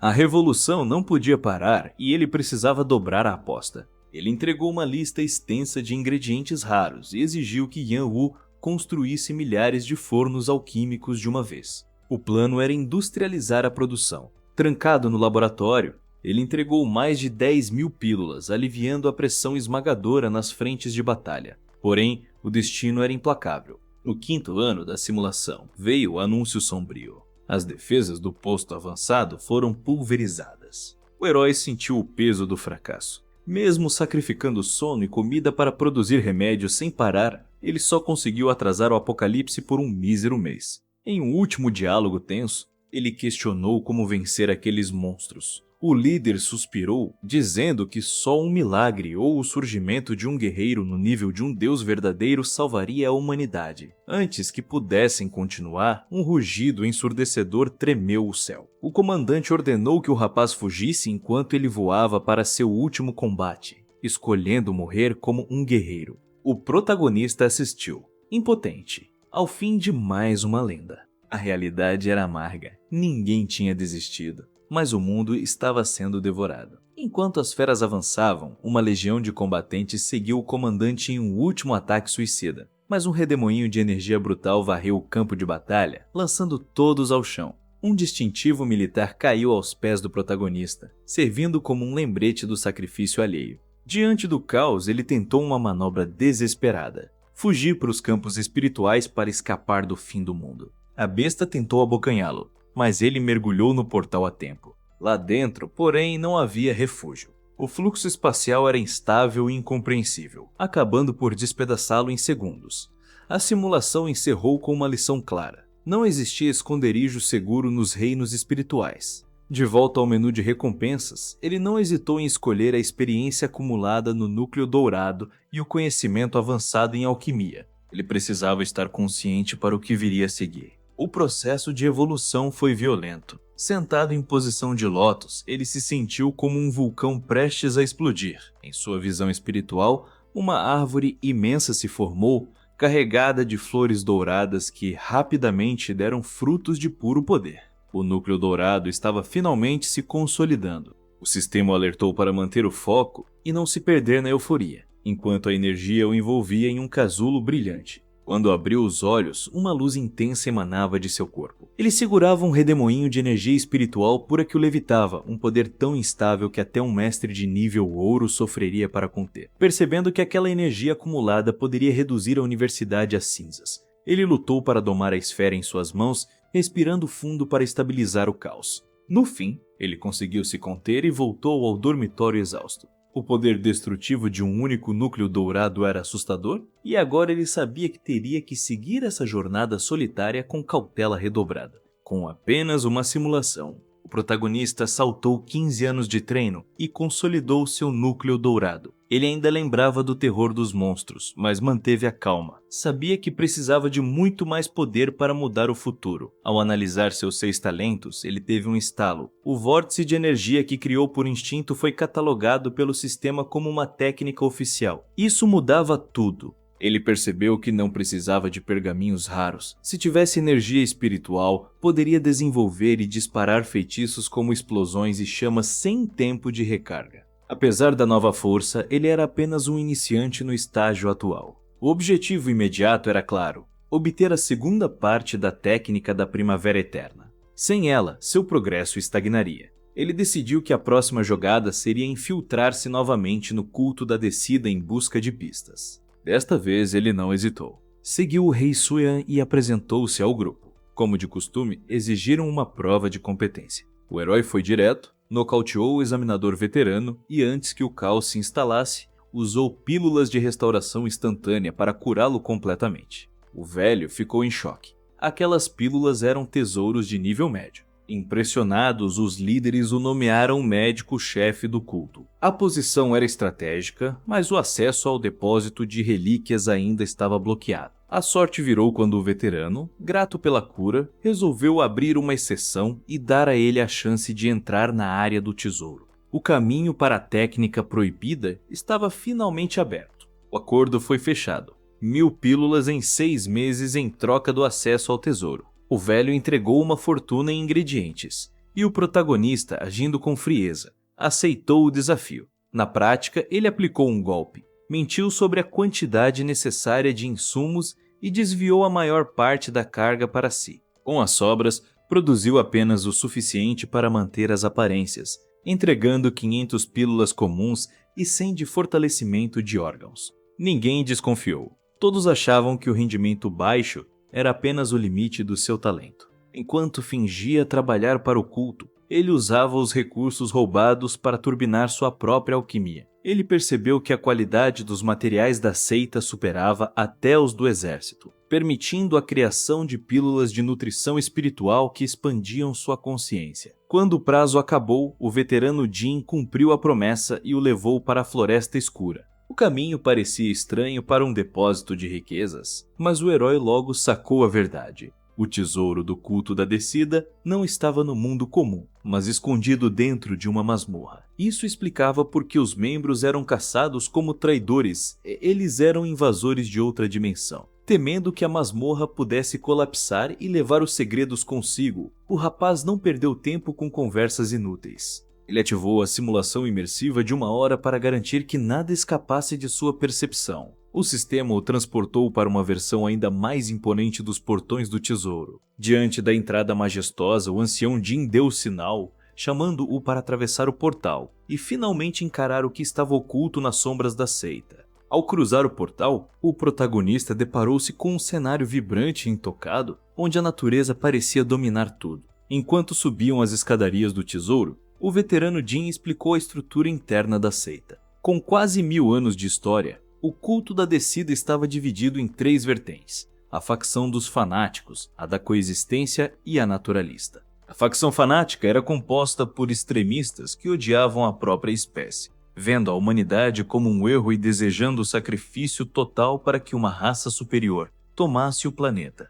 O herói os via apenas como radicais perigosos. Já a facção da coexistência era formada por aqueles que, por medo ou ingenuidade, acreditavam que poderiam barganhar a sobrevivência humana servindo aos invasores. Embora visse neles um resto de humanidade, o rapaz os achava fracos demais para fazer qualquer diferença. Em todas as suas simulações, ninguém desse grupo escapou de ser devorado. Por fim, havia a facção da natureza, a qual o ancião Jin pertencia. Eles buscavam uma conexão com o mundo primitivo, acreditando que a verdade absoluta estava na pureza natural, longe da corrupção civilizatória. O veterano insistiu para que o rapaz se juntasse a eles, pregando o abandono da natureza humana pecaminosa. Para Jin, a história da evolução era apenas um rastro de destruição de florestas e montanhas, onde os humanos agiram como carrascos do planeta. O protagonista achou a filosofia vaga, mas reconheceu que, perto da loucura dos outros grupos, aquela era a visão menos insana. A filosofia da facção natural guardava uma armadilha sombria. Para o ancião Jin, a única forma de chegar à verdade era assemelhar-se à raça superior. Com um gesto brusco, ele abriu o manto e revelou o horror. Seu corpo estava tomado por tentáculos. O protagonista recuou, enojado, enquanto o velho explicava orgulhoso que aquela mutação era um presente que já tinha substituído 1/5 da sua carne humana, multiplicando sua força. O convite para a seita agora incluía uma reforma corporal que o herói tentou evitar com qualquer desculpa esfarrapada. Ele desviou o assunto para o tesouro e a dupla finalmente entrou em uma câmara que parecia um mundo à parte. Era um reino secreto de cultivo abarrotado de riquezas. Mas o que brilhava ali não era ouro. Para a seita, metais preciosos eram lixo. O valor real estava nos equipamentos místicos, pergaminhos milenares e itens celestiais que rivalizavam com o tesouro nacional da própria CIA. Ao ver a magnitude daquele arsenal, o rapaz sentiu um frio na espinha. Estava claro porque o exército humano não tinha chance contra um inimigo tão bem equipado e organizado nas sombras. O ancião Jin apresentou o visitante ao guardião do local, um homem chamado Lan, e ofereceu-se para guiá-lo. Sem hesitar, o protagonista pediu para ser levado direto à seção de livros antigos. Seu foco era um só: a técnica proibida. Ao entrar na ala das escrituras, o brilho das relíquias quase o cegou. O ancião Jin deu liberdade total para a pesquisa e o herói mergulhou nas prateleiras em busca da técnica de elite. No começo, a busca foi frustrante. Ele deu de cara com títulos absurdos e diários de viagem que não serviam para nada além de entretenimento barato. O desânimo bateu, mas ele persistiu até encontrar um volume sobre o método de condensação do núcleo. O texto descrevia como compactar a energia espiritual dentro do núcleo dourado para elevar sua qualidade a um nível superior. Era uma peça fundamental para o seu quebra-cabeça. O veterano, observando o interesse, estranhou que um médico de um mundo sem magia estivesse tão focado em cultivo de alto nível.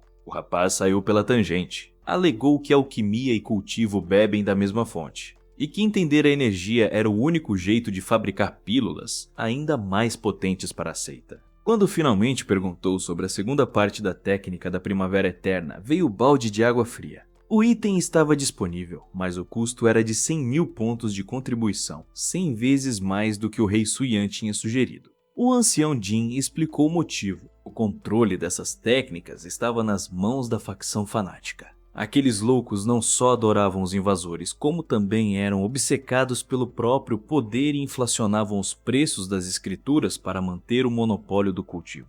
O protagonista ficou surpreso ao descobrir que os radicais também eram cultivadores experientes. Um estalo mental mudou tudo. Se o painel do sistema indicava que ele era o único cultivador registrado, os membros da facção fanática só podiam ser estrangeiros, seres de outro planeta que já nasceram com esse poder. O ancião Jin, sem notar a atenção do rapaz, arrastou-o para a ala dos tesouros biológicos. O cenário era de tirar o fôlego. Ginseng sanguíneo centenário, ervas de restauração yang capazes de ressuscitar alguém à beira da morte, e flores raras com mais de 500 anos de idade. Parecia que a seita tinha saqueado um jardim divino inteiro. O veterano lembrou que, como o rapaz era o único alquimista do grupo, só ele poderia transformar aquele mato valioso em poder real. O herói aproveitou a deixa, lamentou a falta de insumos e disse que poderia criar compostos lendários se tivesse acesso àquelas plantas. Jin concordou, impondo apenas 2 regras: registrar tudo com o guardião e entregar 70% da produção final para o culto. O protagonista sorriu por dentro. Como ninguém ali entendia de rendimento alquímico, ele poderia facilmente desviar uma fortuna sem que ninguém notasse a diferença. Ele selecionou 100 ervas espirituais de elite e prometeu entregar 3 novas fórmulas em meio ano. Além das plantas, ele surrupiou um volume sobre o método de condensação do núcleo. Ao chegar para o registro, o protetor Lum não escondeu o espanto. O guardião sacou na hora que aquele livro era avançado demais para um simples curandeiro, pois exigia um nível de cultivo que o rapaz fingia não ter. Para tentar consertar o erro, o rapaz insistiu que era apenas um médico curioso em busca de técnicas para refinar pílulas. Mas o olhar de Lum continuou afiado. Ele sabia que o método de condensação era a joia da coroa daquele livro e que só alguém com um núcleo dourado real gastaria tempo e pontos com ele. O clima esfriou e o herói percebeu que seu disfarce de alquimista inofensivo estava por um fio. A máscara caiu de forma brutal. O protetor Lum explodiu em fúria, exigindo saber como um humano comum teria alcançado o estágio do núcleo dourado em uma era onde a magia estava extinta. O herói ficou paralisado. Não esperava que o guardião tivesse poder suficiente para farejar seu nível real de cultivo. O ancião Jin ainda tentou intervir, alegando que deveria ser um engano, mas foi silenciado por um raio de energia devastador. Em um piscar de olhos, o protagonista sentiu mãos de ferro esmagarem sua garganta. Ele percebeu, tarde demais, que Lum era um cultivador de um nível absurdamente superior. O protetor, obcecado, exigia saber o paradeiro de pedras espirituais e fontes de energia, enquanto iniciava uma técnica proibida de busca de alma. A dor foi excruciante, mas o sistema de simulação imersiva agiu como um escudo de emergência, bloqueando o acesso às memórias reais do herói e plantando pistas falsas. Durante 10 minutos de agonia, Lum vasculhou uma mente fabricada pelo simulador, vendo apenas um sortudo que achou algumas pedras por acaso. Porém, o processo foi destrutivo demais. O herói viu sua versão simulada transformar-se em um vegetal, babando e sem consciência, até que Lum, com nojo daquele recipiente vazio, o pulverizou com um único golpe de palma. A simulação encerrou, deixando o protagonista em um estado de fúria absoluta. Ele jurou que um dia reduziria o culto da descida às cinzas. Mas a experiência trouxe uma revelação crucial. Se ele era o único cultivador humano, Lum e outros como ele só podiam ser entidades vindas de masmorras, assim como o mestre Shinjunzi. A peça final do quebra-cabeça se encaixou: o tesouro do culto. Os campos espirituais e as próprias bestas que causariam o apocalipse eram todos fragmentos de outros mundos que estavam vazando para a Terra através das masmorras. A raça superior que o culto adorava não passava de invasores dimensionais que usavam essas fendas como pontes para a extinção da humanidade. O perigo do culto da descida era muito maior do que ele imaginava. Não se tratava apenas de traidores humanos, mas de uma organização capaz de formar alianças com entidades poderosas vindas de outras dimensões. A ideia de enfrentar essa seita no mundo real o fazia tremer, mas ele não podia ignorar que aquele era o melhor lugar para acumular poder. Seu objetivo agora era usar o método de condensação do núcleo para formar um núcleo dourado supremo, o que o permitiria desafiar até mesmo ancestrais do estágio da alma nascente. Sabendo que a parte final da técnica da Primavera Eterna estava com os fanáticos,